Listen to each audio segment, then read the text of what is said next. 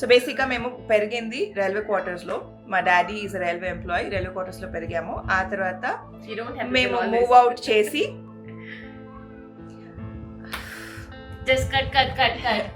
మేము move out చేసి ఒక రెంటెడ్ హోమ్కి వచ్చాము. Because we wanted to be closer. నా షూటింగ్ లొకేషన్స్కి దగ్గర ఉండాలి. చాలా లాంగ్ అవుతుంది ట్రావెల్ చేయడానికి. వర్షాకాలంలో ఆ రెంట్ చేసిన ఇంట్లో వాటర్ వచ్చేస్తుండే అనమాట.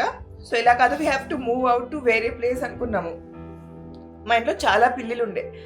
నేను షూటింగ్కి వెళ్ళాక మా చెల్లి, మా మమ్మీ వీళ్ళిద్దరూ హంటింగ్కి వెళ్ళేవారు అనమాట ఇల్లు చూడడానికి. అప్పుడప్పుడు మా డాడీ, మమ్మీ అలా. మా అక్క ఆఫీస్లో వర్క్ చేసేది and she was also pregnant ఆ టైంలో అయాన్తో. వెళ్ళిన ప్రతి చోట ముస్లిమ్స్కి ఇల్లు ఇవ్వము, పెట్స్ ఉంటే ఇల్లు ఇవ్వము, మెయిన్ ముస్లిమ్స్కి ఇల్లు ఇవ్వము, నో ముస్లిమ్స్కి no house, sorry Muslims not allowed in this community అలా చెప్పేసి తీసేసేవాళ్ళు. సీరియల్స్లో యాక్ట్ చేస్తారు యాక్టర్స్కి మేము ఇవ్వము ఇలా అని చెప్పి తీసేసేవాళ్ళు. అలాంటి టైంలో లిటరలీ చాలా హెల్ప్లెస్గా ఫీల్ అయ్యాము. అండ్ అదే ఇయర్ మా డాడీ కూడా రిటైర్ అయిపోయారనమాట. సో రిటైర్ అయిపోయిన తర్వాత వాళ్ళకి ఒక సెట్ ఆఫ్ అమౌంట్ అని వస్తుంది. ఆ సెట్ ఆఫ్ అమౌంట్లో మా డాడీ సెటిల్ చేయాల్సినవన్నీ సెటిల్ చేసి మా ముగ్గురికి తలో 1,00,000 అని చెప్పి నాకు 1,00,000, ఆపకు 1,00,000, సీమాకు 1,00,000 అని 3 lakhs మా మమ్మీ దగ్గర ఇచ్చి పెట్టారు. మేము అనుకున్నాము అది మేము పెట్టి ఇల్లు రెంట్కి తీసుకుందాము, డౌన్ పేమెంట్ అదే ఫిక్స్ డిపాజిట్ చేసి అనుకున్నాము. బట్ ఎక్కడ హౌసెస్ రెంట్కి ఇవ్వట్లేదు. ఈ సొసైటీ అప్పుడే కన్స్ట్రక్ట్ అవుతుంటే అది చూసి మా డాడీ వచ్చేసి అది చూపించారు.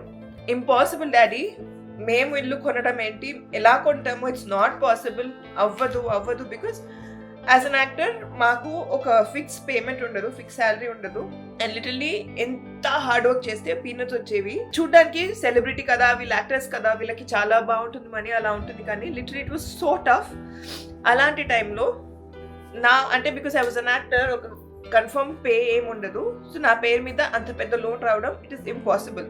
బట్ లిటరలీ మా అక్క బావ వాళ్ళ ఐటీ పేపర్స్ ఇచ్చి వాళ్ళ పేరు మీద లోన్ తీసుకున్నారు నేను ఇల్లు కొనడానికి.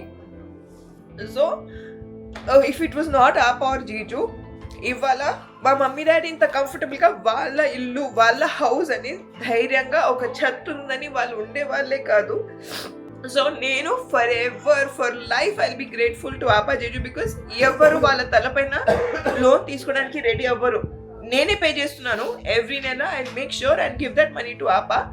బట్ ఒకవేళ ఏమైనా అవుతే, నేను పే చేయగలగకపోతే అదంతా కూడా మా అక్క బావ పైనే వస్తుంది. కాబట్టి అయినా కూడా వాళ్ళు ధైర్యంగా ఒప్పుకొని వాళ్ళు లోన్ తీసుకోవడానికి ముందుకు వచ్చారు. అండ్ అల్హమ్దుల్లా అలా మేము ఇవాళ ఈ ఇంట్లో ఉన్నాం అనమాట. So for ever grateful.